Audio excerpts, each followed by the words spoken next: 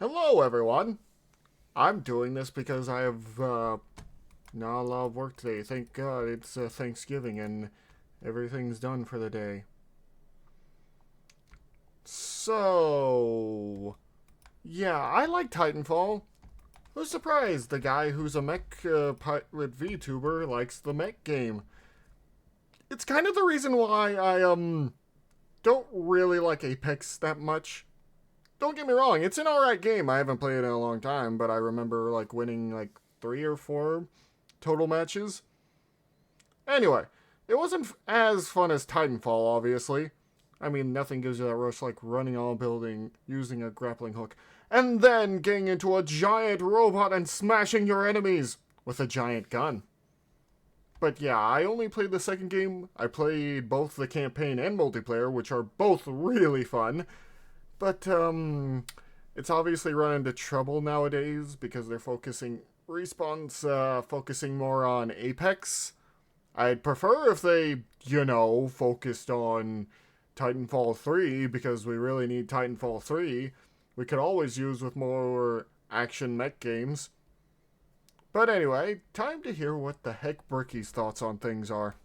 This video is sponsored by Cometeer, a really fun idea Ooh. that I never really thought about until they approached me, and then I'm like, it's a fun idea. Cometeer are these flash frozen, high concentrate little pucks, whatever you want to call them, of coffee, basically. Surprisingly good tasting coffee from tons of different kinds of regions that, when flash frozen, can then be thawed out and used for various types of drinks. They sent me a huge stash of them myself from all different kinds of regions. I'm not sure I would be able to do that. For hot coffee and for iced coffee, and it's really simple, easy to use, really convenient as well. Oh, it's one of those little things. And if you want to make hot coffee, you just kind of loosen it a little bit and you drop it into the hot water. And then you've got hot coffee. Or if you want to make iced coffee, you just let the puck melt and you pour it in to water and ice. It's basically adding a super strength coffee to whatever you need. You make it from lattes, you can do Americanos. Can't handle it's a fun, like simple, black interesting coffee, way to have coffee really I don't fast. like coffee all that much. Well, and also you can get it delivered monthly. I've been going through it quite a bit. I actually had to stop myself from using all of them because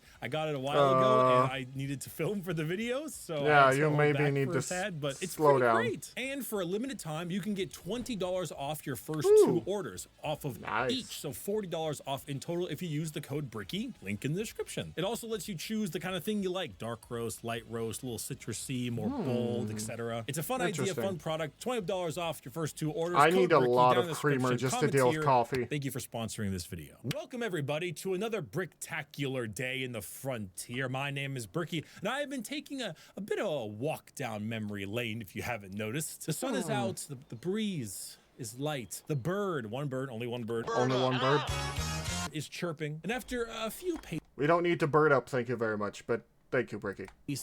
I noticed that God has left me a gift. And that is? Plastic bag containing an improvised explosive device with a note on it saying, report. EA cancels joint Apex Legends and Titanfall game. Oh, I didn't hear about this. I hate this. Why, EA? Like people say nowadays, EA really is just allergic to money. I swear, it's like, EA makes like, how can we make more money? We do this thing, that'll make us less money. Brilliant! Let's go with that. I don't know who's making decisions up at EA, but they're obviously the most disconnected rich people you can find in the industry. Like, dear Lord. I don't even know what Battlefield 2072 was. I tried playing that. It's, no one wanted a hero shooter, and no one wanted a remover of the scoreboard. I like to see how well I'm doing, thank you very much. It's just, I just don't even, I'm still angry about that one. Because I want a new Battlefield game. I really did, but, that's not a real Battlefield game. Anyway, we should probably focus on Titanfall for now before I go on a rant about EA destroying dreams and hopes and everything in video gaming. Well, not everything, but... I think I responded adequately. Hearing about this canned someone gotta get stabbed. And seeing what it was going to be was heartbreaking. Playing as Blisk with a repaired BT inspired by Doom Eternal, legends from Apex in the game. Oh my God. Stuff up and give you abilities. I would love all of this. I again responded accordingly. It's kind of on an Always Sunny binge.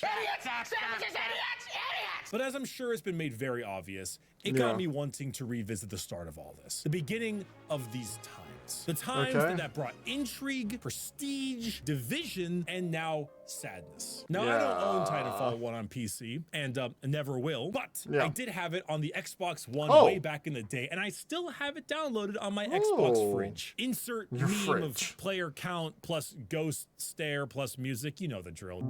There is a campaign. I was told there wasn't. Oh, dear God. But that is 85 players. I was considering waiting until next year for this video since Titanfall 1 came out in 2014 and I've been on my decade-old stuff binge lately, but I'm jumping the gun because my emotions were messed with. On Xbox, you can still get games of Attrition. You'll see that most of the same players over and over again, and I do warn you, some of these players are very good, but you can still get games. I can see why. They've been playing it for a long time. Reminisce about the days that brought this franchise to life. Go for it. Development. Completely unconfirmed, not taking as formal facts. What? The story of Titanfall is an interesting one, not just because the creation of the game, but also the creation of the studio. Respawn Entertainment has a tumultuous past. I do remember that past. Of an Infinity Ward Exodus group. Some of you may already know this story, but I also heard that some of them were from DICE. Development of Modern Warfare 3, there was a major upheaval in the studio as the two heads of Infinity Ward, Vince Zampella and Jason West, were fired by Activision for insubordination. This was under the assumption that the two were in secret talks with EA about leaving the company, along with nearly half the Infinity Ward staff to form a new company and work on their own video games. Now, Activision have long been known to be scum, but I love the opinion that the firing was not under false pretenses, as Vince and Jason immediately countered with a $36 million lawsuit for unpaid bonuses from Activision after the success of Modern Warfare 2. This was followed by another lawsuit by 40 employees of Infinity Ward, stating that 60% of bonuses were being held ransom until the development of Modern Warfare 3. Now, I've had the privilege to speak to a few ex-Infinity Ward employees. Listen, we all know Activision scum. They've been scum. This is why I'm waiting for the downfall of Call of Duty, because Activision is scum. And to be honest, a lot of these big companies are kind of dying now. If you look at Ubisoft, they're really not doing well, and so is EA. I haven't heard about how well Activision doing, but I'm betting not as good, not great either, because they're Activision Blizzard, and Blizzard is some via having trouble. Some at conventions, and one I even ran into at a coffee shop in LA. That was kind of funny. They speak of this event as like a traumatic memory. Not a single one of them wanted to go into detail. I asked, they said, I'd rather not, and that was the end of it. But in an amendment to the lawsuit by the employees, it is said allegedly that Activision cracked the whip on intimidation on its employees and created a more than normal hostile work environment. This had alleged secret interrogations of employees, stationing security guards at exits to intimidate people, and more, which, if this is all I'm pretty sure this is illegal. Withholding of bonuses, putting people in financial difficulty, and possibly having the entire company split in two, saying goodbye to friends you've made for years, it's no surprise nobody wanted to talk to me about it. And it should go without saying, but you know, it bears repeating. Fuck you, Bobby Kotick, and your lawyer. Yeah, I hate Bobby Kotick. He can go. I'm really glad he's gone. I honestly hope that he one day gets sued into the ground and has nothing, is left penniless on the streets. Because let's be honest, he is not missed. No one misses him. No one in the entire industry misses him. I don't think even fans of games miss him. If you do, why? Just why? He offers nothing.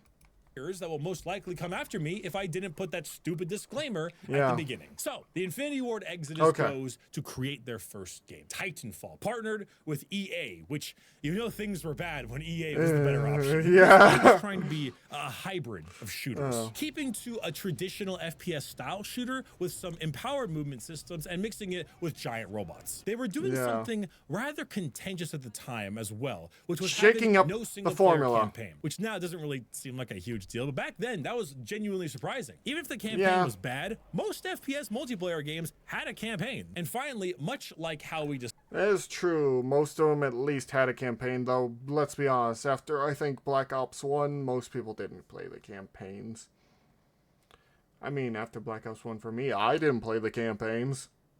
I don't think I've actually played most Call of Duty games like that at all. Hell, I didn't play any of the... After Battlefield Bad Company 2, I didn't play any of the campaigns for Battlefield games. I probably should have, to be completely honest, but yeah. Discuss the difficulties COD Ghost had on the Xbox One in my Extinction video. Titanfall also was to be released on the new console pretty early in its lifespan. So under new management came a group of individuals looking to make a multiplayer-only shooter with giant robots on the brand new Xbox at full price. It's a lot to live up to. How to do? Well, it's complicated. Well, oh, here we go. Pacific Rim job. Oh my God! Right at the same time. Titanfall 1 started off as a solid success, selling just over I know what that's from, 1 too. million units in the first 3 weeks. This eventually grew to 10 million units globally later down the line. So while I may not have enjoyed the monumental success of certain Call of Duty games, it absolutely sold well. I personally stayed up late at night. I didn't have an Xbox at this time, so midnight release and picked it up and played it for far too many hours that very night. Remember midnight releases where you go to like a local game store or something like that? I've never went to one and then they open because I just pre-ordered if I like the game. Nerds grabbing Halo and stuff. God, I miss those days. The reception of the game was also quite strong, if having a bit of mixed here and there. With everyone I spoke to, all of my friends, everyone I played with, we all agreed that the game played like butter. The seamlessness of Titans and pilots was just a dream. I never expected a game would balance the ability to have tiny little humans and giant robots fighting each other and making it work in a multiplayer game, no less. I know. They did it. Maps were made for both Titans and pilots. There were options to play cat and mouse for both sides. It was a dream to play gameplay-wise. Where the issues stemmed from were mostly its fake campaign. I use the word fake because that's kind of what it felt like. All the multiplayer campaign talk felt like PR discussion. Yeah, and I'd argue it really that's is. what it was. The campaign boiled down to this: join a multiplayer lobby, hear a debrief, load into the game, and get a customized cutscene and drop animation. Have different dialogue throughout the match as well. Have ending dialogue or a cutscene, back to lobby, debrief, repeat. That was what constituted a campaign. And needless to say, I and many others were not pleased with it. It's not as if we needed a campaign itself fully, but Titanfall had planted fantastic roots in its universe building from the word go, and seeing it fleshed out even a little bit was like serving a... Yeah, we really didn't get much of that building until Titanfall 2. That was a really good campaign, I won't lie. If you ever get the chance to play the Titanfall campaign, Titanfall 2 campaign, I would recommend it. It's a really nice game. As a mecha fan, I really recommend Titanfall 2. 5-course meal and having the palate cleanser be the tastiest part of it. The campaign also just wasn't interesting. The characters were generally generic and mediocre. And then the last mission had some like anti-robot, like, oh, it's gonna be us versus the machines thing that was never alluded to prior. Honestly, looking back on it, Titanfall 2 made Titanfall 1's campaign a little better, because the characters that are speaking to you on the top right corner are like Blisk and militia lady person, I don't remember her name very well, but those are genuine characters in Titanfall 2. You also have Spyglass, the robot guy for the IMC, who has the most baller voice. All Spectre forces on the assembly line will be activated, and the terrorists will have nowhere to run. But repeating the last expression I just said, Titanfall's world building was A+. You may pass go, collect $200. Fantastic from the word go. The universe of the Frontier started off strong. And each of these mini campaign cutscenes added so much character to the universe despite the campaign being mid. Whether it's the arrival of IMC ships into the atmosphere or a militia dropship going down, or my favorite in the game, the gorgeous orbital drop as the IMC on the planet of Demeter.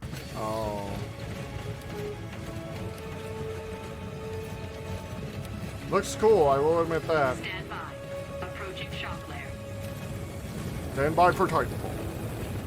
Titanfall's military universe may have been fleshed out in Titanfall 2, and its more personal civilian universe in Apex, but it would be a bold-faced lie to say it didn't start off strong with its world building. The thing that makes it really stand out, though, more than anything, is how much they've tried to stick to this milsim sci-fi hybrid. When you create a class, the characters are determined by if you're on the militia or the IMC team, and based on whether you are using one of 3 types of weapons: mid-range, close range, long range. And if you look closely at these characters, they really try hard to sell the military aesthetic. Between all of the molly pouches and systems, the ammo pouches, the belts carrying grenades, identification tags, it's a decked out military uniform in a gritty sci-fi universe, and God, they nailed it. It even translates to the Titans too. They're covered in identification text or numbers to show off their affiliation. And you know the fact that they're heavy machinery, right? Like all heavy machinery, like you can see it as exposed, just slapped onto every inch of it. And with the complicated nature of the Titans, they really feel like big mechs retrofitted for war. Small things like when the Titan's weapon with no attachment doesn't say no attachment, it says factory issue. Hell, even the way the lights, the cameras it has when you embark on the... This is environmental storytelling for a multiplayer game at its finest. Like, you can easily tell that there's a story behind literally everything. This is something games don't, well, a good amount of modern games don't think they have the time to do anymore. AAA games now are terrible. Well, not all of them, but a good chunk of them. I'm not spending anything on anything Ubisoft is putting out. That's for damn sure. And the screens light up one at a time to get that pilot cockpit look with all the black lines. Dude, I'm drooling. I'm drooling. It is so cool. Every square inch of this game is meant to feel like an understandable progression from modern day military hardware just in the future. The guns. I just realized some of these designs are... I some of the designs in... I don't know if any of you have played it, but the TTRPG Lancer obviously took some inspiration from Titanfall here. I just realized that. I think it was the Harrison Armory mix. Ugh. Sorry about that. Had a little hiccup in my throat. Anyway. Especially are no exception to this. It looks like they were made by people who actually know guns. The entire game is military geeks being told to do it again with sci-fi. I cannot stress how much the art style of this universe impresses me. This is why the game playing itself straight is a good way to continually sell the universe. While humor can be presented here and there, they treat this war as a genuine freedom fighter versus the oppressors, or terrorists against the people, depending on the side you're on. When you load into the game, you aren't teleported onto the ground. No, you are teleported. As in jumped via dropship. The intro scene is something I want more games to have, because instead of just standing there with match begins in 15 seconds kind of countdown, you have the entire time in the dropship to jump out, pick a class, do all the things you need to do, and then go. Same thing with the ending, with the evac dropship as well. Every game feels like an in-universe battle, an in-universe system. It's like it's canon. It's like every multiplayer match is canon in the universe, and it just sells it. It just sells it. Now, the gameplay you're seeing behind me is Attrition, because that's really the only game mode that has decent players in it at the moment. But the idea of Attrition is like team deathmatch, but with minions. These are grunts and spectre robots on the ground that fight against you and each other to make the match feel much more wider scale. Then this does a couple of things. It lets you farm these enemies if you feel like it. It makes the game feel more action-packed, and it helps accentuate the power differences between you and a grunt. A pilot is given the same respect as a Spartan in Halo. Pretty much. You are the best of the best, and grunts being just kind of shitty AI fodder for you to kill is not just fun, but also serves to show how much more insane you are in this universe. You get the best gear, best tactics, best training, a goddamn robot, and you use it to the best of your ability. You get the best guys, the best gear, and the best tactics. Titanfall is about as standard as they come. In fact, maybe a bit too standard. It's a primary weapon in which there are only 10, 3 sidearms, 4 anti-Titan weapons, 3 different abilities, as well as ordnance and 2 perks. We get more later. Ironically, because I can't seem to escape COD Ghosts, this game came out roughly the same time frame as Ghosts, and it boasted a significantly larger amount of class customization. The entirety of Titanfall's customization is very small. Even your weapons only had a couple options for sights or attachments. I will say that they did eventually enhance this in the second game, which is understandable. They had more time to flesh things out, at the very least. They got more of the hang of it with the second game. It's very much very fun, though. And I think I use this specific weapon. It's been a while since I played Titanfall 2. Oh, if only I could go back. One could argue less is more, but when you break it down, and especially when you compare it to the sequel, there's just a really limited amount. Oh, there it goes, There's only one yeah. shotgun, EVA 8, 2 snipers, 3 ARs, and 2 SMGs, and 1 LMG, and the smart pistol. My beloved. Not because I use it much, God no. An auto-locking pistol in a PvP game is horrifying. It's just it is a badass-looking weapon. It's so cool. Its design is It looks like a sleek, Metal and that Gear scene in pistol. Titanfall 2 is mwah. But then the pistols are also lacking, besides the smart pistol. Anti-Titan smart weapons pistol are is fine, though. You have horrifying. 4 options in that one. But your ability uses its cloak stim and seeing through walls. The perks are also nothing really to write home about. It's a lackluster amount of choice. I think that Titanfall 2 could have used more options as well, but that is still leaps and bounds more than Titanfall 1. But Bricky, what about Titan customization? Yes, of course. Your other half. Well, it's still a bit small. You have 3 chassis. The Atlas, they the only have Strider, 3 and in the Ogre, first one? which go the usual route of fast, fat, and fine. You do have choices in weapons, though. 6 options in total. And then you have your tactical ability, ordnance, and 2 perks. This I'm perfectly okay with. It has problems that will come later, but for Titans, you can deck it out in a lot of fun ways to suit your playstyle, and it gives you a lot of variety. Not just I will say, always getting a Titan, especially when they call down a Titanfall and you somehow crush someone, it is a feeling like no other. There is no other feeling than getting on a Titan. It's just, how should I put this? It's a wonderful feeling. I don't know how else to put it. I'm a mecha fan jumping into a giant robot. Just for the map you're playing on, but how you want to deal with Titan on Titan or Titan on Pilot gameplay. Gameplay, speaking of, for the most part, still rocks. Titanfall 1's gameplay is held up for the most part. It's breaking down a little bit. It's got a cane and needs a little help getting up the stairs, but by God, is it still a blast to sit down and play this game. There was one thing that was extremely absent from me, though, when I sat down, however. That's a slide button. Did you know Titanfall 1 didn't have a slide button? It didn't have a slide button. What? That's like I love doing that thing that makes Titanfall 2's well, the grappling hook. No, it's really the wall running actually, but and the grappling hook. Slide button? The grappling hook. Hello, I love the grappling hook. I love the grappling hook. I just love zipping around with that, suddenly making a turn with the motion. It had a slide button. I was convinced it had a slide button. I lied to myself and thought there was sliding. There's no sliding. There's no slide button. I mean, it's not a really big deal, but I'm just shook. I remembered sliding in Titanfall 1. There's no slide button. Anyway, when you jump into a casual game of Attrition in 2023, it still feels rather good. The nice part of Attrition is that even if you as a player don't do particularly well at killing other pilots or Titans, you can still kill the grunts and feel like you're contributing because they count towards the score. So in a sense, you really are. It might be something I recommend too, because the only people still playing this game are very, very good at it. And Titanfall as a series, 1, 2, and if we are counting Apex, have a notoriously high skill ceiling. When you learn the game's foundation and fundamentals and put them to the test, you feel like what a pilot is supposed to be. Jumping off of walls, throwing grenades at grunts to kill 4 of them, and then gunning down 2 pilots. You basically feel exactly how you think a Spartan would move, jumping around, doing crazy BS while everyone is while the little grunts are getting in the way.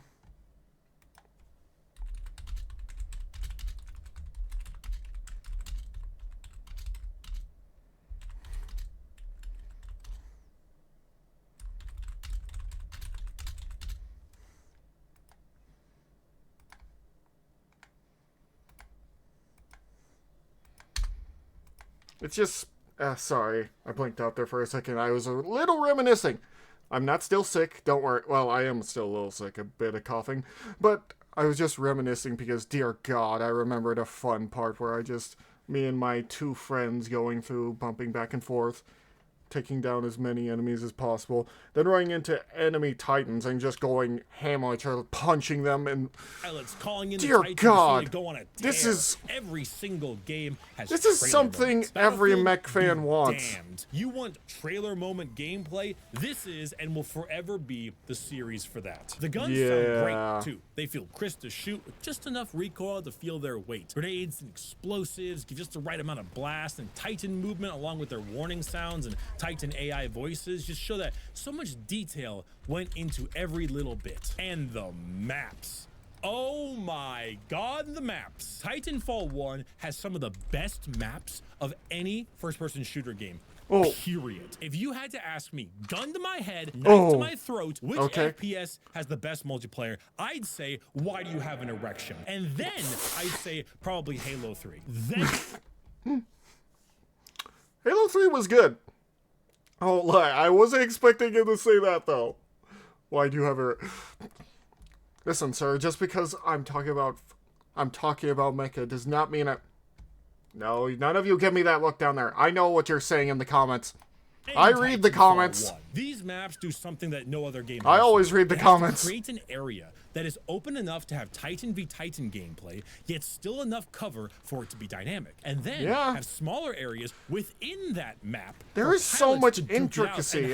You never really realize it. While at the same time, creating a map that allows you to wall run it across the entire length of it. So you need to balance 3 completely different gameplay styles. Titan on Titan, Titan on Pilot, and Pilot on Pilot. And make it flow with the movement system you've implemented and be able to play it as if the floor is lava. And they pulled it off. How? That is a monumental task. That's insanity. How did you do it? Lagoon, I don't know. Angel City, How did they Corporate, do it? Haven, Oh, I Outpost remember some of 207, these. They were in Airbase 2. again and again. These maps blow Titanfall 2 out of the water. I'm sorry. Those maps Wait. Some of these maps are in Titanfall 2. I remember some of these. The ones that you're showing right now, I remember some. So I will say this. I'm declaring it right now. Bricky, you might be wrong. Dun dun dun. maps aren't bad, but compared to TF1, they are getting spanked. I hit my arm on my wall so much so Don't do that. it seems that Respawn knew that and brought back a ton from the first game. See, if you never played Titanfall 1 before, but played a lot of 2, it might surprise you that all of these maps were from the first game. Angel City, War Games, Relic, Colony, and Rise. Okay, so yeah, he did bring it up. Okay. All of them from Titanfall 1. It's astounding. Okay, how so well that's these the maps argument he's play, making. Considering the requirements I should have waited a second. Astounding. But despite how fun the game is and how well it plays, it only takes about 3 to 5 games to really start to see the flaws in it. The first major one is balance. Titanfall 1 is a superbly unbalanced game. Certain weapons are just flat out superior on both a Titan and a pilot basis. The Spitfire is really underwhelming. All the pistols suck, and certain anti-Titan weapons are clear winners versus the others. Yeah, I was surprised how much damage the Archer rocket does. Oh, it should not do that much. The Sidewinder was. Not to mention Sonar Pulse. It's kind of broken from a pilot perspective, probably why they turned it into a knife in the second game. And the perks are just kind of horrible when stacked against each other. You really think I'm going to take increased wall running over faster reload? Then you get to the Titans, and this is the more egregious one. Of the 6 weapons, there are 2 that are far and above better than all the rest. Arc Cannon and Chain Gun, straight up. These blow the others out of the water 10 times over. The other ones are totally usable. Triple threat grenades can be nasty, but it isn't like those 2. Also, when every Titan can have Vortex Shield, it's really hard not to take it. And you might say like, the smoke is good, but that's probably why they hooked it to a certain turn. Because you're going to do the classic shoot the cluster missile against the wall, back up, and kill the pilot on your back. Why would you take smoke when you're always taking cluster missile? Titan customization is a double-edged sword, because while it may be fun to customize things up, it also means everyone can have everything, which grants you the most powerful items to everyone. You do not know true pain until you've dealt with a really good arc cannon user. You just haven't. Titans, though, also die superbly quick in this game compared to Titanfall 2. And it may not be genuinely faster. Like, if you had to compare the time to kill on both sides, they might be the same, but it's a lot of the other factors that go into it. Titanfall 1 has a readability problem, which we'll talk about in a bit, but very often when you start taking lots of damage as your Titan, you just can't see anything. Your game shakes, things are yelling at you, everything's bouncing around. You just can't see anything, so you can't react properly. I mean, it's a good bit of environmental, but it also does leave a bit of a problem. It kind of makes you panic, and you have to deal with that.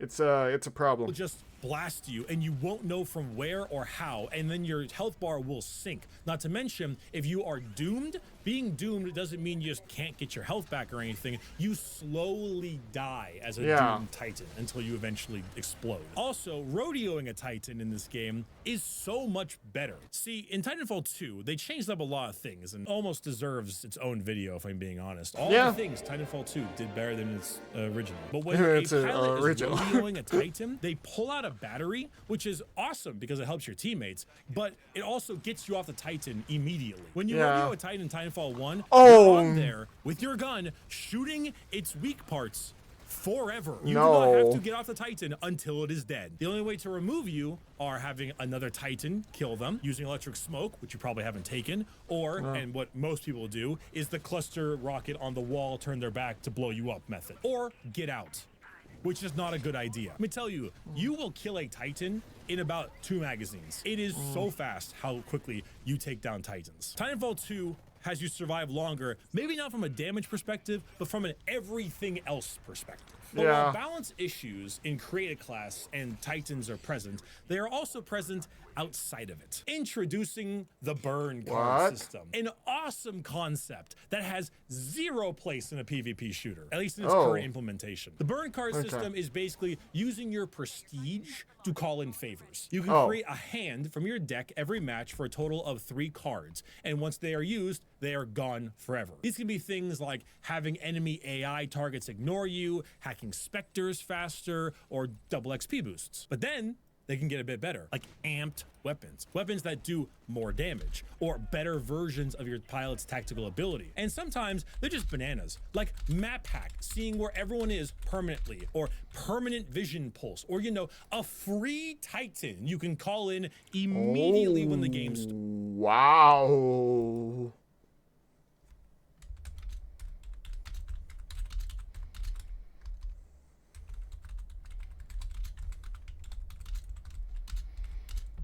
That's I will admit that's something else.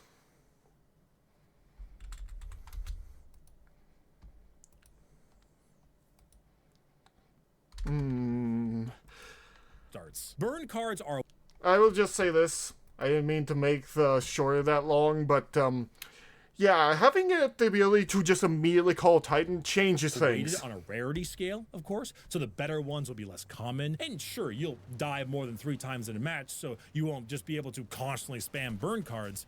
But there are 6 enemy players. That's 18 cards you have to deal with. And it only has to be one of them to spawn a Titan when the game starts for it to be a problem. Burn cards as an idea is really cool. The war is just a business mindset that the universe has, Lots of mercenary usage and money dictating a lot of the war effort, calling in favors. It's a neat concept and solidifies our status as the badass pilot even more. But for a PvP game, it takes just a few good burn cards to ruin your day, and the aspect of randomness can be extremely Wait, there's a bit of randomness to it? Sometimes it can be really fun when you're the one using it, but that tends to be what happens. I don't mean to do that. I like the way I do things.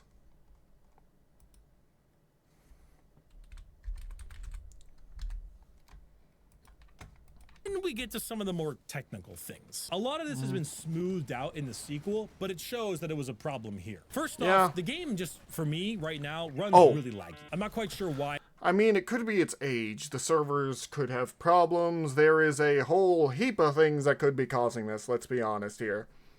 It's just... yeah. That is specifically, it could be connections to certain things. I don't know. I'm hardwired into my Xbox, but it just feels very laggy sometimes. Yeah. However, readability is the big problem with this game. Understanding when damage is going through. That is confusing, if downright impossible to understand in moments of high activity. There is a lot going on screen, but where shots come from can just be keep tough DMing to me see. why. Now, it's not as bad when Titan on Titan, but as a pilot being shot at is basically, I'm normal to death. Oh, that's really bad. Oh. Yeah, they increased the health quite a bit in 2. I actually like that. I probably would have hated this. Feedback of a pilot shooting you as opposed to everything else is not well shown. I think this is the main problem I didn't like in Call of Duty, actually. Where you can just... someone gets a few good shots on you and you immediately die. Like, don't get me wrong, a good sniper or headshot, that's completely understandable, but just a few shots? Serves as an important lesson on the topic of player feedback. I mean, sure, it's more realistic, but is it more fun? The answer is no. See, in the sequel, I still think taking damage is a bit tough to tell. Granted, the game is an extremely fast time to kill, so parsing it is a bit tough on its own. But gunfire from other pilots is louder, more distinct, and easier to identify in the sequel. In the first game, especially on the busier maps, it's a crapshoot. Calling in the Titan is not just to make me big robot man, but also to save me from the confusion of pilot versus pilot battles, which also just replaces it with the confusion of Titan versus Titan battles. Oh, and yeah, okay, listen. The smart pistol is really not that good. The time to lock on fully to a pilot is like over a New York minute, and the actual time to kill of every other gun is about half that of the smart pistol. But yeah, getting insta-killed by a gun that aims for you is not what I would call the best example of skill, no matter how awesome it is. Because running into grunts it is kind of cool. And doming them all is indeed awesome. It is. Will never not be satisfied. But let's just say they made the right call when they turned it into a boost in Titanfall 2. That being said, I want to commission a replica, engravings and all. It's a thing of beauty. One of my favorite fictional weapons out there. Dude, he is really laying it on thick for that pistol, huh? Hell, I commissioned a whole seer kit. Data knife, pistol, hanging on the wall. Oh, to dream. I've got money. I'll do it. Annoyances aside, the game still plays better than many modern day shooters, even pushing 10 years of age. Its cracks start to show a few games in per day, and after about game 5, things start to annoy me, or players just stomp me pretty hard, and I put it down and try it again the next day. And then I have fun again, which, you know, putting it down when I'm mad is probably healthy. Take note, Valorant player. Why didn't you wall off mid? What the f do you mean? It's first round and I want what the hell is... Just play the damn game. The f you mean play the damn game? But wait! There's more! Now, Titanfall 1 did get some post-launch support in the form of multiple map packs. Remember those map packs? Wow. And other additions to the in-game I haven't thought about map packs in a while. Themselves. Now, there were 3 DLC packs in total: Expedition, Frontier's Edge, and IMC Rising. Each contained 3 new maps for the game at $10 a piece. Pretty standard for the industry at the time. However, what was really exciting was Game Update 8. Game Update 8 was a major patch for the game that added the beloved Frontier Defense game mode. A co-op wave defense mode that had you fighting off wave after wave of enemies to protect strategic points. Frontier Defense continues to be a subtle favorite of quite a lot of players. While not eclipsing the game's main modes, there are many I know who just swear by it as the most underrated thing about these games. But along with Game Update 8, they also add a multitude of new game modes, new achievements, a ranked mode, and a complete revamp of something they called the Black Market. The Black Market is an in-game shop that used in-game currency to buy a multitude of things. Now, this currency would be in the form of credits and be given to the player for completing matches and challenges. They could spend these credits on burn card packs, Titan customization, and the premier highlight, Titan OS voices. Tons of options through a variety of not just genders and personalities, but languages as well. All of this being completely free of charge and just to be earned in-game. Speaking of free of charge, on March 11th, 2015, it was free DLC. The Season Pass and all map pack DLC was made free to download to celebrate the game's first birthday. Titanfall 1 truly had excellent post-launch support. While map packs some that have gone away due to segregation of player bases, the extra modes, Frontier Defense, and the Black Market all come together, coming out for free, then getting the DLC for free is something really special. There's a reason I'm a Gen 5 pilot in this game. Gen 6 once I finish these damn challenges. For all its... God damn, Bricky, you putting in the work. But good on you, man. Good on you. Faults, Titanfall 1 is still a damn fun game, and its slow degradation is something to really be sad about. Titanfall 1 suffered excessive DDoS and hacking attacks for a while on PC, and the game was pulled from stores early 2022 because of that. I can't imagine this is something that those who worked on the game wanted to see. My guess is EA didn't want to allocate the personnel or the budget to keep people trying to keep a most... It's mostly because they just want to keep making their money. EA. No one likes you, EA. Go stand in the corner. Dead game alive still. The same issues we were seeing in Titanfall 2 for quite a while as well. It's really only thanks to the North Star client that the game can function to the extent it does. Funny enough, a lot of people don't seem to realize the DDoSing of Titanfall 2 has mostly stopped. I can load up a game easily without North Star, but it's evident that if it starts up back again, EA won't do anything about it, which is a real fucking shame. Because I need to get back into it then. Symbolizes so much. Like the name Respawn can even be used as an allegory to the death of those at Infinity Ward respawning. Maybe that's why it got got the company, name. new game. The modern day cash cow, right? Apex Legends has its roots here in Titanfall 1, more so than you might realize. The universe was built here. There are developers that created it and now foster and maintain it. Hell, here I am loading up on the map Boneyard. Look a little familiar? Skulltown on Kings Canyon? Anyone? Like, developer interviews on Titanfall 1 have people who are still interviewing for Apex now. When researching this video, I saw a developer interview, 9 years old, talking about modeling the Titans. And in the background, there's Bloodhound and a Pathfinder Legendary skin. Before Apex was even a thought in someone's brain, almost a decade ago, Bloodhound was here. But things are different now. Did Respawn just trade one evil company for another? Is this just the path development companies tread when they become large enough? I hope not. But what I do know is that Titanfall 1's days are most likely numbered. This is an online multiplayer game only, and the player count is dwindling even on console. See, I was excited to celebrate its 10-year anniversary next March, but it might end up becoming its funeral. Might not even make it there. Online-only games are dying in droves as the server costs outweigh the cost of keeping it up, the end state of all online-only games. Titanfall 2 may keep on because of its stellar campaign, but we all have seen what happens when the wrong people get the keys to its multiplayer. Titanfall 1 is where it all began, and for all of its faults, there's a level of strength in its development. There's excitement and passion in its story. A group of men and women done wrong by their higher-ups going to create something with more ingenuity and zeitgeist than anything their prior company has done for years to come. And now its embers are fading. After an incredible sequel, a divisive battle royale, and a canned third installment. If this game is still kicking on Xbox come March 11th, I'll be celebrating its 9-year anniversary this year. And, you know, next year, hopefully it's 10th. I'm logging on the 11th, and hope you'll join me too. Maybe I'll stream. Kind of a bittersweet thing to end it on. Godspeed. I like the game a lot. It really is part of the younger me. It's so interesting watching it come alive and spending so much time with the game and with the sequel. And despite not being very good at it, still playing enough Apex. People hate Apex because they think it's the reason we didn't get Titanfall 3. It's not. As you can tell, they were trying for it. I blame Electronic Arts. Always blame Electronic Arts. Arts. The shirt, Elden Ring, kind of, you know, got Grace. It's a No Maidens one, too. Okay, I might slowly becoming a fan of Bricky because he is similar thought process to me, but a lot better editing. Get 1 million subscribers. And a lot better speaking voice. Because then we'll be doing Mass Effect videos. Kind of want to make a video talking about what Titanfall 2 did better than Titanfall 1. Might be interesting to see the changes because there's a lot of them. No, that's about it. Thanks, everyone. It was a pleasure having you here. Bye. Bye. And I have a pleasure for having you guys here. So if you like what I'm doing here, please do consider subscribing. It means a lot to me, and that means I can do a lot more stuff for you guys. So, thank you all once again, and I'll see you all later. Have fun, guys. Bye-bye. Like, comment, subscribe. All that nice stuff.